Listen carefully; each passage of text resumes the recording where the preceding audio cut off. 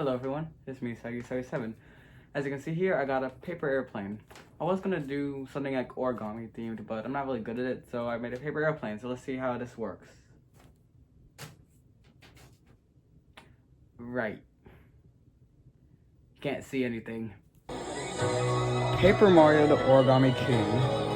Might I say, this is actually a pretty good game, and for it being the latest game in the Paper Mario series, I think that's a good way to, I guess, end things off, although not really, seeing as we don't know what's next for Paper Mario series, but that's not what we're here to talk about.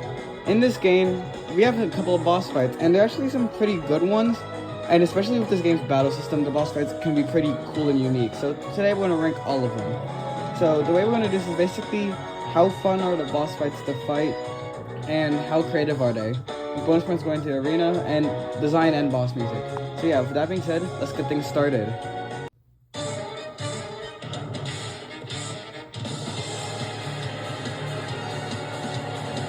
In last place, we have the Fire Elemental. And there, this thing just straight up sucks. I do not like this thing at all. And it is probably one of the most poorly designed boss fights I've ever had this honor of going against. What makes it so bad? So, basically the entire point of the Fire Elemental fight is that you're trying to knock off all the feathers on this thing's body in order to actually get some damage, in order to kill it. And that doesn't sound so hard, right?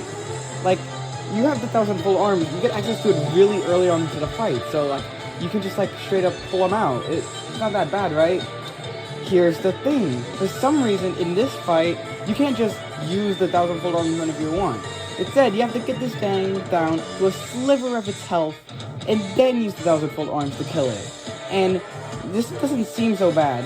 Well, here's the thing, if you use it too early, this thing can just fully restore its health, and all the progress you made in the fight is just gone forever. Now, this is really bad because one, the game doesn't tell you that the boss fight can do this. All it says is that you must use your 1,000-fold arms at the right time. It doesn't say when this is the right time, and it doesn't tell you that it doesn't tell you the repercussions of doing so. And two, this is the only boss fight in the game to do something like this. Every other boss fight in the game can let you use the 1,000-fold arms whenever you want. Like, the moment you get access to them, you can use it. And even while there are some fights that do have repercussions, none are as severe as what this thing can do. Not to mention that every time you knock off the feathers of this thing, they will just stay around in the arena, damaging you as you walk along them, and there's no way to get rid of them. So even if you did know that this thing could fully reheal itself, and you knew when to use the 1,000-fold arms at the right time, you'd still have to deal with all the feathers on the battlefield that you just straight up could not get rid of. And because of that, I really just do not like this fight.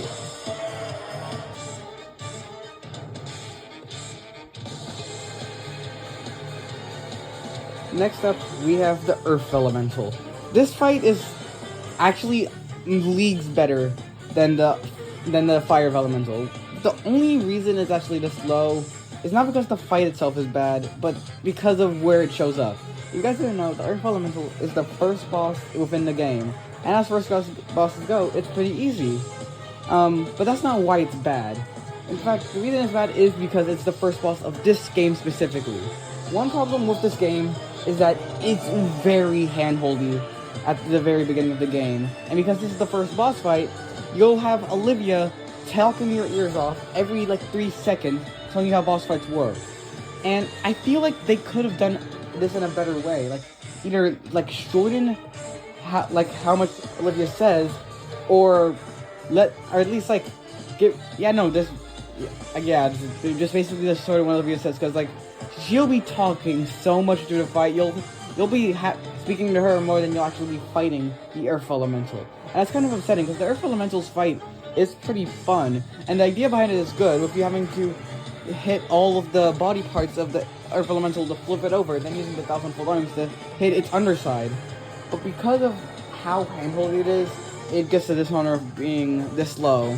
But I will say, it's better than the Fire Elemental, that's for sure.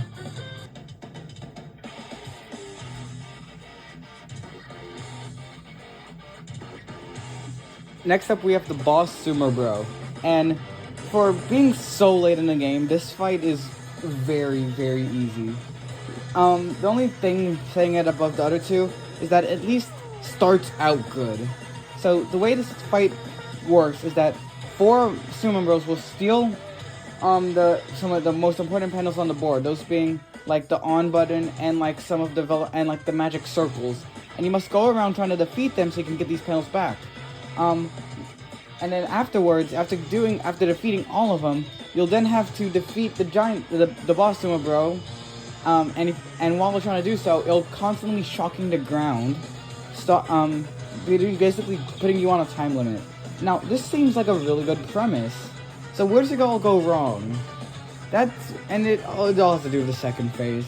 So, on one of the envelopes that you'll usually find in these boss fights, it'll tell you that the sumo bros are weak to fire. So obviously, you want to activate the fire elemental magic circle. Upon doing so, you just instantly win the fight. Because when they said they were weak to fire, what they actually meant is that fire basically one-shots all of the sumo bros. Basically making this fight extremely easy. And I think that's really disappointing because the structure for a good boss fight was there. And it's so cool. Like, you have all these sumo bros shooting lightning at you. And especially within the first phase, where 2 sumo bros will create like a wall of lightning, like limiting the amount of where you can like walk around, making you have to strategize how you defeat the other sumo bros. It's so cool, but they just really fumbled with the second phase.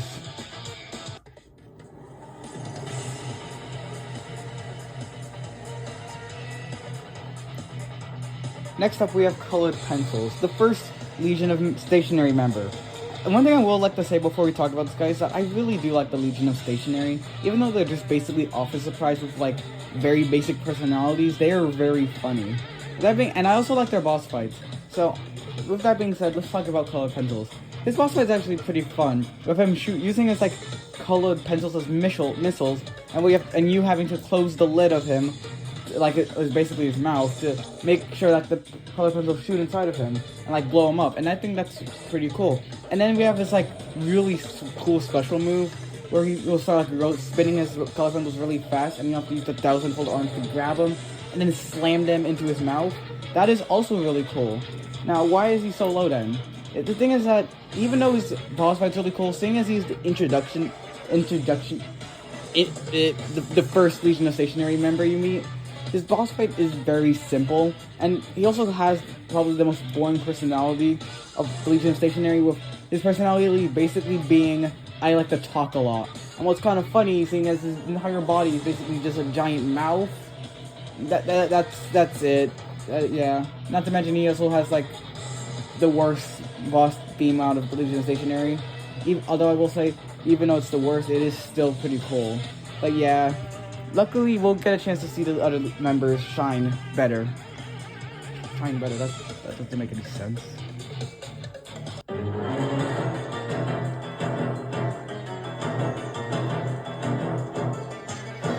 Next up, we have the Paper Macho Gooper Blooper. Now, this fight is actually unique from the other fights we've talked about so far, since it's not in the it's not in the game's normal RPG battle style. Instead, it's like a real-time fight, like a regular, I guess like a regular Mario game would be like. And out of all the fights that do this, I feel like this one is the worst, simply because it's like the most basic out of them. What you have to do is that Gooba Blooper will like start slamming his tentacles on the ship, and you have to dodge all the shockwaves, and then you have to hit the tentacles. After like a while, he'll then start shooting up like this ink that will slow you down, making it harder to dodge the tentacles. But after you destroy all the tentacles, he will then jump onto the boat. He'll start spinning around, setting up more shockwaves, tries to hit you with his smaller tentacles attached to him, and send up more ink. But every time he spins, he'll get dizzy, and then you have to hit him like around, I think, 5 or 6 times, because you need to hit him a lot before he goes down. But yeah, besides that, it is probably the most basic one. It has the most basic theme, it's the most basic look, even though I do love Gooper Blooper's design. It's just basic, basically.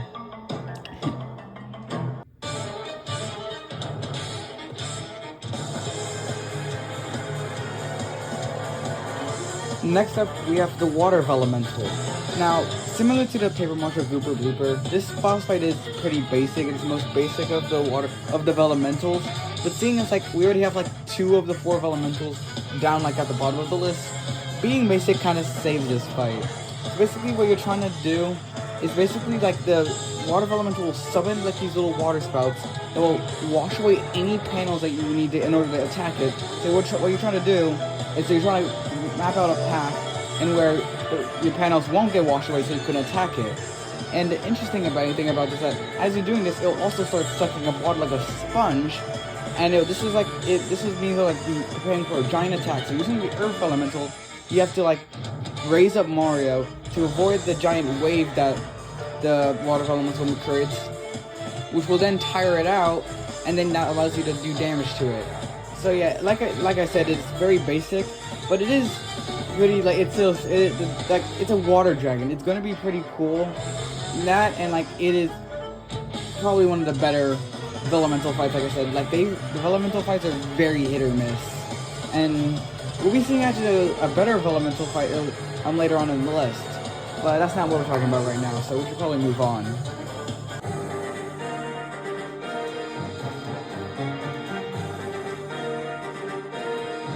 Next up, we have probably one of the most unique fights in this game, the Dog-Eared Squadron Leader, or the Giant Paper Airplane, as I'm pretty sure most people will call it, because a lot of people don't really consider this thing a boss fight, but it technically is a boss fight, so I'm counting it.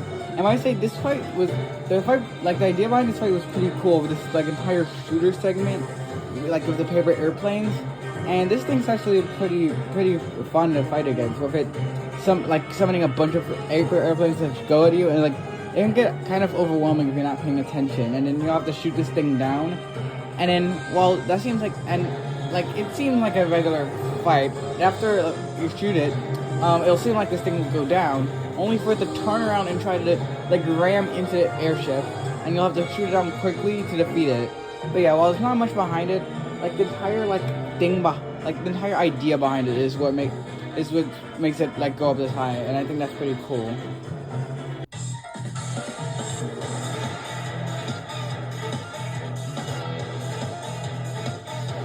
Next up, we have Rubber Band, and this is actually a pretty cool fight. Like, this is this giant person made out of rubber bands with like a very overinflated ego of himself. It's really funny. But the fight itself, it's actually pretty cool. So like the main gimmick of this fight is that they will place all the like up and down arrows with rubber bands, and usually like the up and down arrows, what they'll do is just like they'll just send you straight up or straight down. But with these, they'll send you up, then you'll keep going in the direction you were going before. Basically throwing off your entire path, making you have to plan around it, and I think that's a pretty cool gimmick. And not to mention like the entire thing of you having to like rip the rubber, like grab the rubber bands and like yank them out of the body in order to damage it's pretty cool. And then like this entire second phase where it turns into a giant singular rubber band, and you having to grab it and like beat it down and then sling it. That's also pretty cool. I guess my main issue is that this boss fight might be a little bit too easy, but seeing as it's one of the early game fights, I don't really mind it that much.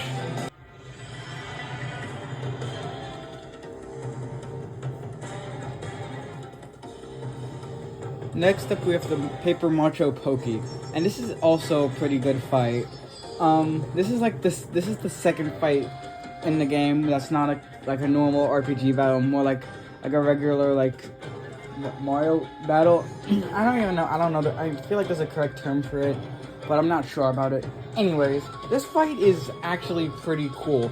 You having to face this giant Pokey in the middle of like a desert inside of a tornado while you're inside of like a boot car. You having the dodge, you're trying to fall on you, rolling it around, and then creating tornadoes and even like spinning around trying to suck you into it, and you having to like ram the individual segments to like destroy it. That's actually pretty cool, especially with like when it's just its head and it starts rolling around and then eventually it'll leap into the air and upside down, and then you have to climb up its head to like destroy it before it can go back to the ground and attack you again. I think that's pretty cool. The only thing holding it down is that the boss fights above it are a bit cooler, And this one is kind of, it is just like a generic Pokey, but hey, at least it's a generic giant Pokey.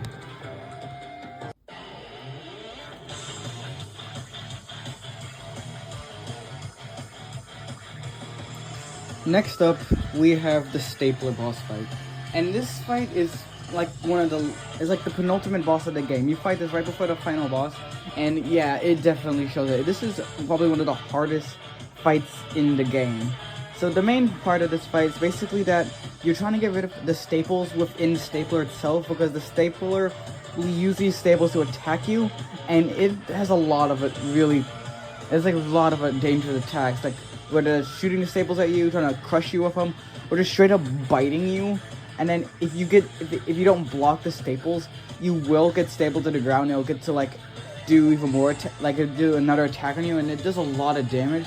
Like, this is a very dangerous fight, and so the main point of it is like you're trying to get it to waste as many staples as possible, like by jumping and hitting your hammers, using other full arms, because in doing so you'll force it to reload, which will allow you to get in some really good hits in. And this thing will do this 3 times. It will go from regular staples to red staples to golden staples, and like each of like the new staples will do a lot of damage. But yeah, it's a really cool fight. My only issue with it is that it can be a kind of annoying at times, but hey, I will say this: it has probably one of the best boss themes within the Paper Mario series. I mean, just like listen to it.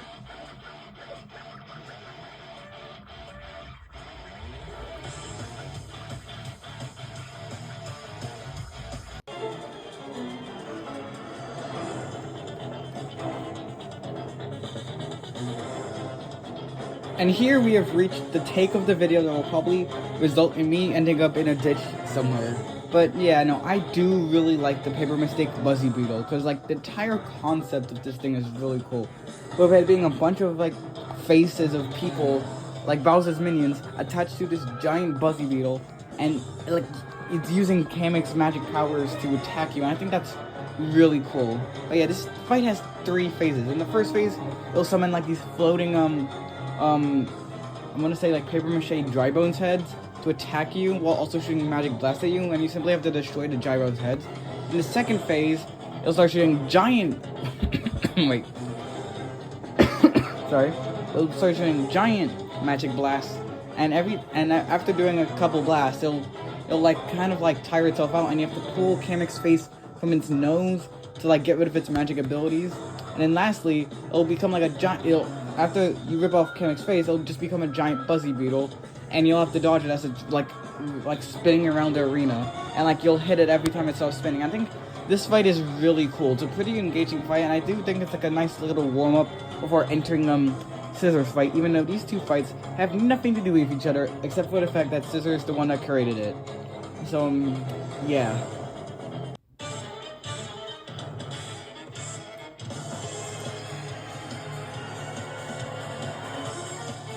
And just outside the top 5, we have the final Vellumental fight, the Ice Vellumental. And let me say, this fight is pretty cool. Anyways, so yeah, this fight is actually a pretty good fight, with it being like this polar bear of ice powers.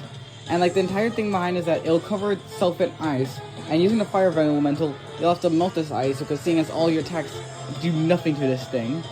And yeah, it seems pretty basic at first.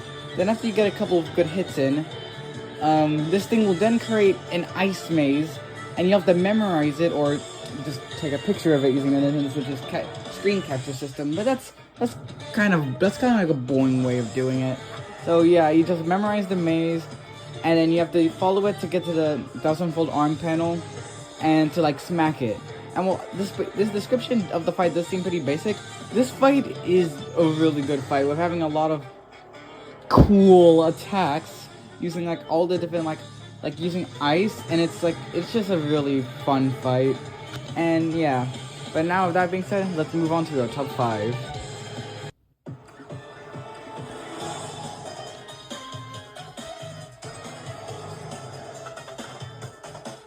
Starting off our top 5, we have Hole Punch, the 3rd member of the Legion of Stationary.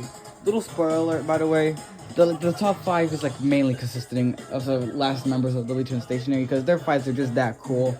But yeah, this fight with Hole Punch, you could say, is a really groovy fight with him like punching holes into the floor for you to fall in, and like the main gimmick of his just being able to punch a hole into Mario to lower his max health, which makes it easier for him to like die, and you having to hit the rubber casing on his back to release all the like punched out like parts of like the things that he's hole punch, because that's what he does. He's a hole puncher and he punches things, and he also dances. And the dancer, I will say, for being an inanimate object, he dances pretty well, but that's not the point of this.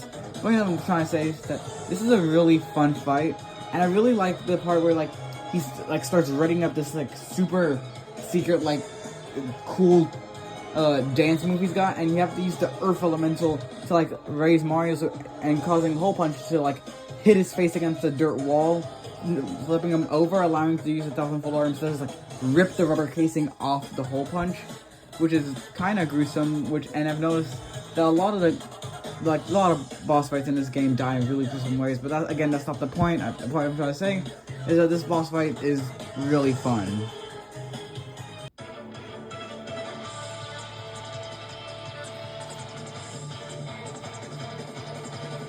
Now we have a boss fight that I'm pretty sure a lot of you guys were expecting to be at number 1, Scissors. And being honest, well, I can't understand why people were placing number 1. In my opinion, she's kind of overrated simply because of one thing.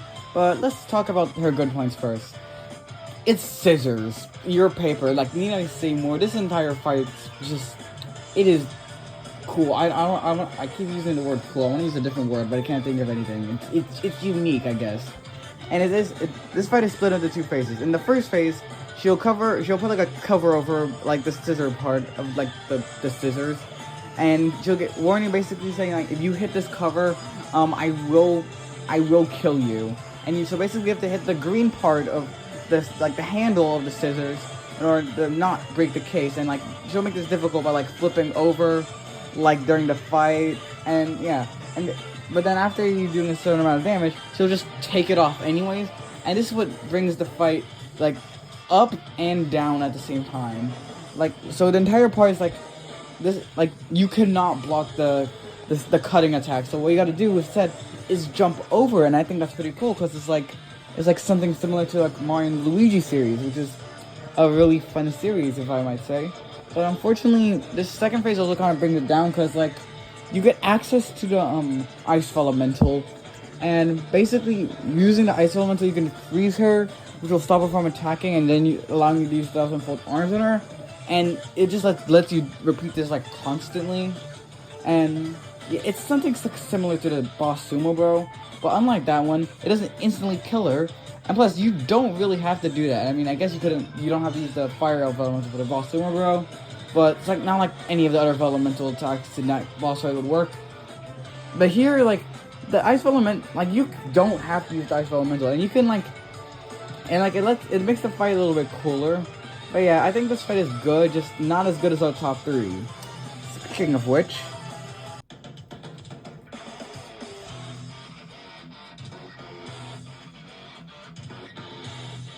and at number 3 we have the Handaconda.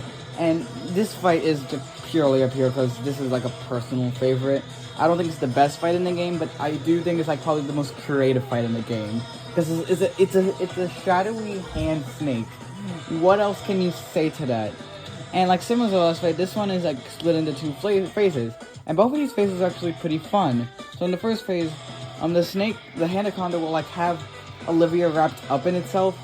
So you can't really use the 1000-fold arm, so you need to hit the thing in order to get Olivia out of there. But here's the thing, you can't jump on it because then it'll block you. You can't use use throwing hammer, so it'll grab the hammer and throw it back at you. And you also can't set the attack panel too close to it, or else it'll just fling it away, or have the attack panel too far from it, or else it'll counter your attack. So what you gotta do is you gotta get like the attack panel perfectly like in like the center of the like rings, and then use your hammers to hit it. After a couple of hammer hits, you'll knock out Olivia, and this is where the boss fight gets good, or even better, because then it'll transform the magic circles into like this rock paper scissors thing, and you'll have to like look at the hand to see if you're gonna choose rock paper scissors. Like if it's showing the scissors sign, it'll like you have to it's gonna do rock, so you gotta go paper or something like that. I forgot how it works, but it's really cool. And like if you lose or get a tie, the hand will go bigger, and like the damage it does will increase. But if you win, you get the whammy on it with the 1,000-fold arms. And I think this fight is really fun. Not to mention it uses the boss battle theme, like the regular boss battle theme, which only gets used twice in this game, which is a shame because this song slaps so hard. I love it. And like the design, like I said earlier, it's pretty cool. And everything about this fight is cool. My only problem with it, I guess, is that it can be a bit too easy. But hey, that doesn't stop it from being a really fun fight.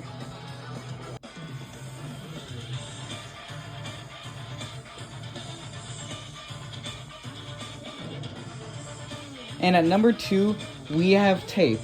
And not only is this number 2, it's the final Legion of Stationary member in this list. And yeah, he kind of deserves getting up this high, because this fight is just it's so fun. So this fight is split into 2 phases, and like pretty much every other boss fight in this game. And in the first phase, you'll basically just be destroying the dispenser. Now, it's not really much. He'll smack you with the dispenser every once in a while, and that's it really. But then comes the second phase where this fight gets really good, because he'll reveal himself to be like a roll of tape.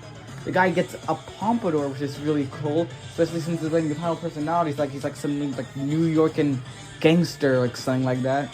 And like he'll roll around taping the panels on the floor, like causing them to stick to each other. Like you'll move one panel and move like another panel. And what you want to do is that you want to use the fire elemental to burn the tape off, and then you also want to use the 1,000-fold arms like to rip the tape off tape itself.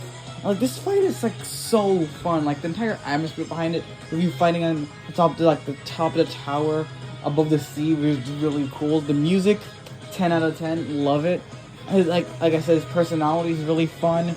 The boss fight is like engaging, all that, and like he has this also really cool mechanic where like he'll hide any panels that you use inside a chest.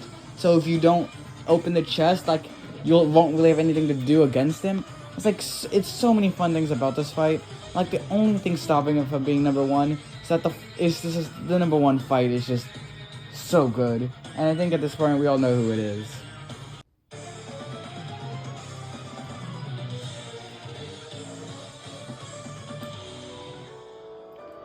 And at number 1 we have King Ollie himself. And this final fight, they just went all out on it, and it is so freaking amazing. And it is split up to 3 phases, so I'll talk about each of them individually, seeing as all of them are vastly different from each other. So the first phase is probably the easiest phase, or hardest depending on how well you did in the past elemental fights, because in this first phase, Ollie will have the ability to just transform into any of the 4 elementals, and he'll like use their moves and attacks, and like you'll have to counter them using corresponding like elemental attacks. Like if he goes earth, you choose ice. If he goes fire, you go water, like all that. And it's really good. Like the only downside to this phase is the fact that he can turn into the fire elemental, and that brings in all the crappiness of that fight into this fight, which is unfortunate. But it doesn't stop the fight from being good. Like, and let me just say, the first phase probably has the best boss theme out of the 3 phases. Like, it's so good. Now, yeah, like, it's amazing. His second phase, well, it's probably, like, the easiest phase, like, even easier than the first phase, even though I said that was probably the easiest phase. Sorry. This phase is, like, pretty cool. Like, Ollie will have transformed into, like, this giant kaiju, and Olivia, like, ordered to counteract this, has turned Bowser into a giant kaiju, and to, like, start fighting. And what you need to do is, like, using the 1,000-folded arms, you have to go behind Bowser and, like, start slamming the ground to start pushing Ollie off the edge. And, like, he'll, like, throwing, like, ninja stars. And, like, in the end, like, he'll, like, spawn in a giant thwomp to, like, try to crush you. And, like, it's pretty cool. But then all this leads up into what's probably the best phase within this entire fight. That being the third phase of this fight. And this final phase, it's so cool. Bowser would have been knocked off the stage because Ollie is turned into like a giant like monster. Like he's like so filled with rage to the point where like the giant poisonous cloud of is like coming from the below the station, like slowly rising up. And during this, Olivia will create a giant magic circle that you need to like put together because Ollie knocked it around. And while you're doing that, you have to do this quickly, or else the poison mist below will kill you. And while you're doing this, you have to dodge all of Ollie's attack, and like they're all like so cool and cinematic with them being like quick time events. And I know like quick time events can be kind of lame, but I feel like this game does them like perfectly fine. And then like in the end, after you like destroy Ollie's arms, you'll use the magic circle to turn Olivia into a giant mallet and just smack down like on Ollie, and it's just so freaking amazing, and I love it. And because of this, Ollie is the best fight in Paper Mario: The Origami King. Oh, I hope you guys enjoyed today's episode. If you did, please make sure to like, comment, and subscribe. And that being said, I do hope you enjoyed it. So yeah, goodbye.